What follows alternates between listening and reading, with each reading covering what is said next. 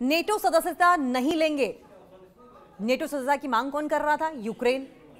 3 साल की लंबी लड़ाई के बाद अब यूक्रेन के प्रेसिडेंट ज़ेलेंस्की क्या ये कह रहे हैं कि हम नेटो की सदस्यता नहीं लेंगे, जिसके लिए इतना बड़ा घमासान छिड़ा, जिसके लिए 3 साल की लंबी लड़ाई लड़ी गई, जिसके लिए ईस्टर्न यूक्रेन लगभग तबाह हो गया, जिसके लिए लगभग पूरी दुनिया 2 धड़ों में बंटती हुई नजर आई थी। क्या वही यूक्रेन अब नेटो की सदस्यता लेने से इनकार कर रहा है? रशिया से शांति समझौते पर ज़ेलेंस्की ने अपनी बड़ी जिद छोड़ दी है और अब अमेरिका के सामने यह शर्त रखी है। देखिए, ये देखना बहुत इंटरेस्टिंग होगा कि अमेरिका और यूरोप की ओर से यूक्रेन को क्या कहा जाता है, क्योंकि डोनाल्ड ट्रंप तो लगातार यूक्रेन पर दबाव बनाते जा रहे हैं। हालांकि यूरोप यूक्रेन के साथ खड़ा दिखाई दे रहा है। ये शांति जो वार्ता चल रही है, ये पीस कॉन्वर्सेशन जो हो रही है, पीस डायलॉग्स हो रहे हैं, यूक्रेन के फ्यूचर और साथ साथ टेरिटोरियल इंटीग्रिटी, रीजनल स्टेबिलिटी के लिए बहुत क्रूशियल साबित हो सकते हैं, बहुत इंपॉर्टेंट साबित हो सकते हैं। यूक्रेन रूस युद्ध समाप्त करने के लिए अमेरिका की ओर से लगातार एफर्ट्स किए जा रहे हैं और अमेरिका की ओर से हो रही कोशिशों के बीच में वोलोदिमीर ज़ेलेंस्की ने एक बड़ा स्टेटमेंट दिया है और यह स्टेटमेंट बहुत ही चौंकाने वाला है। सारी दुनिया इस स्टेटमेंट के बाद से सख्ते में आ गई है कि वोलोदिमीर ज़ेलेंस्की के दिमाग में चल क्या रहा है। यूक्रेनी राष्ट्रपति ज़ेलेंस्की नेटो सदस्यता की जो अपनी लंबे समय से जिद थी वो छोड़ने पर राजी हो गए हैं।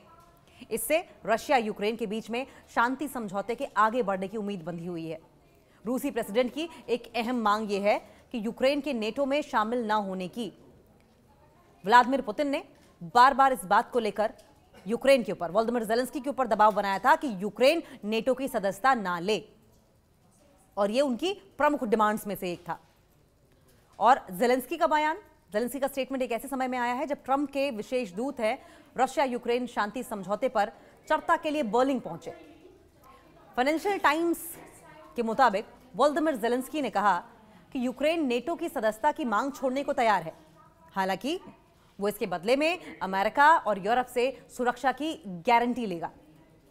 ज़ेलेंस्की ने कहा कि हम किसी भी योजना में समझौते शामिल होंगे, नेटो पर भी हम चीजों को मानेंगे, लेकिन यूक्रेन को भी अमेरिका और यूरोप से फिर सिक्योरिटी की गारंटी चाहिए होगी।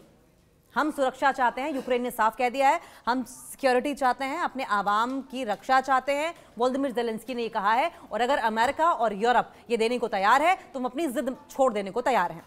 ज़ेलेंस्की ने कहा है कि हम यूक्रेन और अमेरिका के बीच द्विपक्षीय बायलैटरल सुरक्षा सिक्योरिटी यानी कि सिक्योरिटी गारंटी चाहते हैं कि हमें बायलैटरल सिक्योरिटी गारंटी दी जाए, द्विपक्षीय सुरक्षा गारंटी दी जाए, और उसके बारे में हम बात भी कर रहे हैं। ये गारंटी नेटो के अनुच्छेद 5 के समान होगी, जिसमें क्या होगा, जो हमले की सिचुएशन में किसी भी मेंबर कंट्री की आपसी सिक्योरिटी का प्रावधान करता है, आपसी सिक्योरिटी का नियम बनाता है।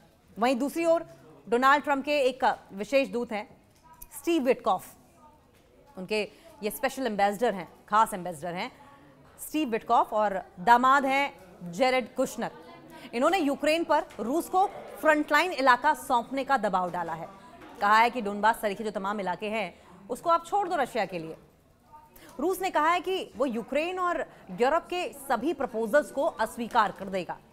रशिया हमेशा से ही बहुत ज्यादा टूल देता हुआ अमेरिका को नजर नहीं आया था, और अब की बार फिर से रशिया ने कहा है कि वो यूक्रेन और यूरोप के सभी प्रपोजल्स को अनएक्सेप्ट कर देगा, अस्वीकार कर देगा। इससे सवाल ये पैदा होता है कि क्या ट्रंप करीब 4 साल से चल रहे इस युद्ध को समाप्त कराने में असफल हो जाएंगे या सफल होंगे?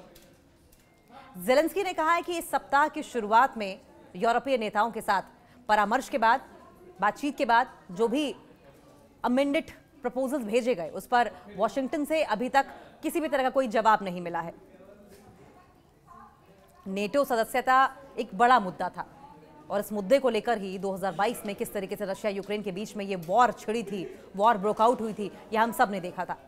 वोलोदिमीर ज़ेलेंस्की ने अपने रुख में बड़ा बदलाव किया है और ये बदलाव इस वक्त चर्चा का विषय बना हुआ है कि क्या रशिया यूक्रेन वॉर में ये जो बदलाव वोलोदिमीर ज़ेलेंस्की के रुख में हुआ है वो टर्निंग पॉइंट साबित होगा, क्योंकि रूस की नाराजगी के बावजूद यूक्रेन लंबे समय से नेटो का सदस्य बनने की इच्छा जाहिर करता रहा है।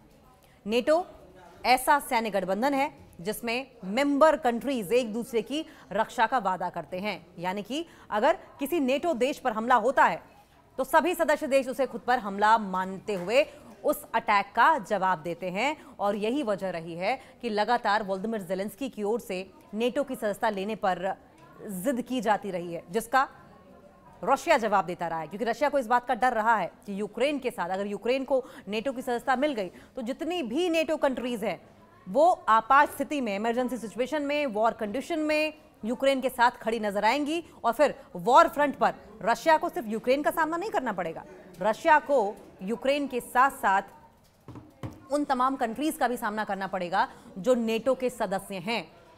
और ऐसे में रशिया ये रिस्क लेना नहीं चाहता, क्योंकि यूक्रेन को दबा देना आसान है, यूक्रेन को नेटो से की सदस्यता लेने से बचाना आसान था। और यही वजह है कि इतनी लंबी लड़ाई लड़ने के दौरान लगातार यूक्रेन पर दबाव बनाया जाता रहा। आप समझिए, रशिया की व्लादिमीर पुतिन की कभी यह मंशा नहीं थी कि यूक्रेन को हथिया लिया जाए, यूक्रेन पर कब्जा कर लिया जाए, बल्कि व्लादिमीर पुतिन हमेशा से इस बात को लेकर क्लियर थे कि यूक्रेन को तबाह करके छोड़ दिया जाए। यूक्रेन पर कब्जा करने का मतलब यह होता कि जो वहां पर बर्बादी है उसे अमेंड किया जाता, उसको ठीक किया जाता, यूक्रेन का पुनर्निर्माण किया जाता, रिकंस्ट्रक्शन वहां पर की जाती, जिसमें बहुत पैसा लगता, जो कि व्लादिमीर पुतिन को मंजूर नहीं था। इतना वो खर्चा करना नहीं चाहते थे यूक्रेन जैसी बर्बाद हो चुकी कंट्री पर। वो सिर्फ वोलोदिमीर ज़ेलेंस्की को सबक देना चाहते थे, यूक्रेन को बर्बाद करके छोड़ देना चाहते थे, यूक्रेन की आवाम को मजबूर करके छोड़ देना चाहते थे, जो उन्होंने किया भी। लेकिन अब सवाल यही है कि वोलोदिमीर ज़ेलेंस्की नेटो ज्वाइन करने की अपनी जिद छोड़ते हैं तो देखना यह होगा कि कौन सी टर्म्स एंड कंडीशन पर, कौन सी शर्तों पर यह युद्ध रुकता है। व्लादिमीर पुतिन मानेंगे या नहीं मानेंगे, और अब इस जंग को लेकर दोनों देशों की ऊंट किस करवट बैठेगा।